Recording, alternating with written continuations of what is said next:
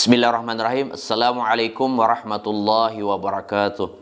Alhamdulillahi rabbil alamin. Allahumma salli wa sallim ala Sayyidina Muhammad miftahi babir rahmatillah adada ma fi ilmillahi salatan wassalaman daimaini bidawami mulkillah wa ala alihi wa sahbihi adada kulli dzarratin alfa marrah. Amma ba'du. Sahabat Inspira yang berbahagia, alhamdulillah kembali kita bertemu, dan pada kesempatan kali ini kita akan membaca satu hadis yang berisi tentang nasihat untuk berkumpul dengan para ulama. Kita baca hadisnya. Wa qala Rasulullah sallallahu alaihi wasallam, alaikum bimujalasatil ulama wa istima'i kalamil hukama. Fa inna Allah ta'ala yuhyil qalbal maita binuril hikmah kama yuhyil ardal maitata bima'il matari. Apa kata Nabi dalam hadis ini? Alaikum bimujalasatil ulama. Hendaklah kalian itu senantiasa berkumpul dengan para ulama. Berkumpul dengan para ulama.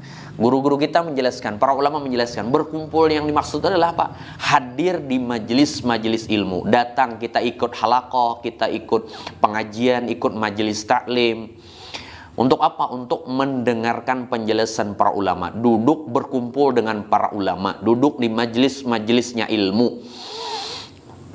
Wa istima'i kalamil hukama. Dan berkumpul dengan para ulama dan mendengarkan nasihat-nasihat hukama, nasihat-nasihat para ulama sufi, nasihat-nasihat para ulama ahli hikmah.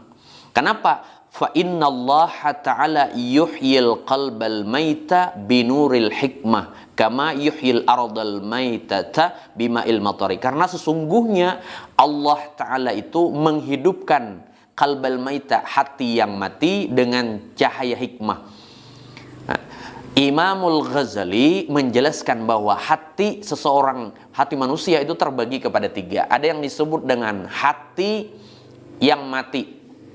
Hati yang mati inilah apa tandanya? Di antara tanda hati yang mati, hati yang tidak merasa ketika dia melakukan satu dosa dan kemaksiatan. Dia biasa-biasa saja. Ini di antara tanda hati yang mati.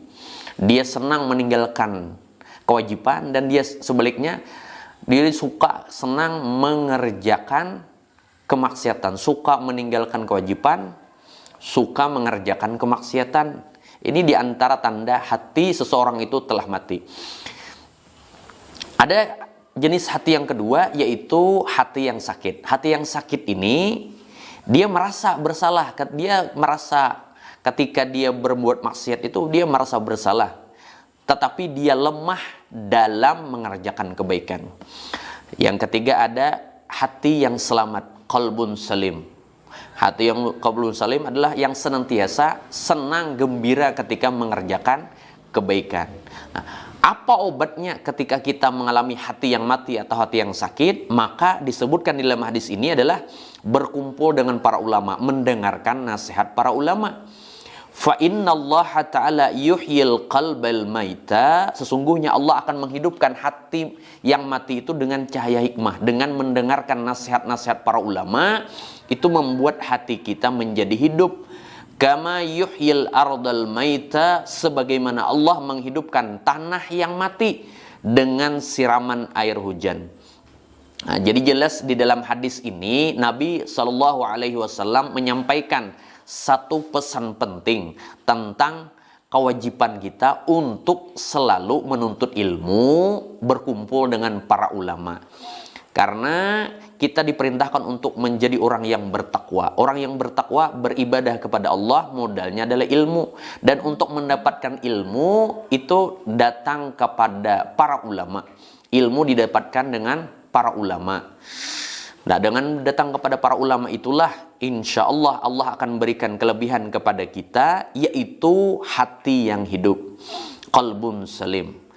Kalau bahasa guru kita di Martapura, dasas artinya apa?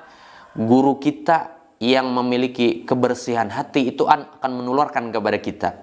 Jadi dengan harapannya kita berkumpul dengan para ulama, datang, hadir di majelis-majelis para ulama, dengan niatan apa? Mengerjakan perintah Allah, mengikuti perintah Rasulullah, mendapatkan ilmu pengetahuan dan keberkahan. Insya Allah ketenangan hati, kebersihan hati akan kita dapatkan di majelis-majelisnya ilmu.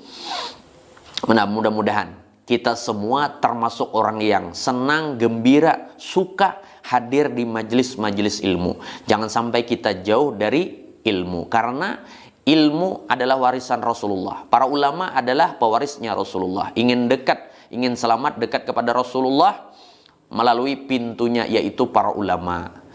Mudah-mudahan sekali lagi kita termasuk orang yang senang, gembira, suka berkumpul dengan para ulama, sehingga kita dijadikan orang yang termasuk golongan orang-orang yang bertakwa, diselamatkan di dunia hingga di akhirat. Amin ya rabbal alamin. Ulun tutup dengan mengucapkan hamdalah, alhamdulillahi rabbil alamin. Hadani Allah wa iyyakum ajmain. Assalamualaikum warahmatullahi wabarakatuh.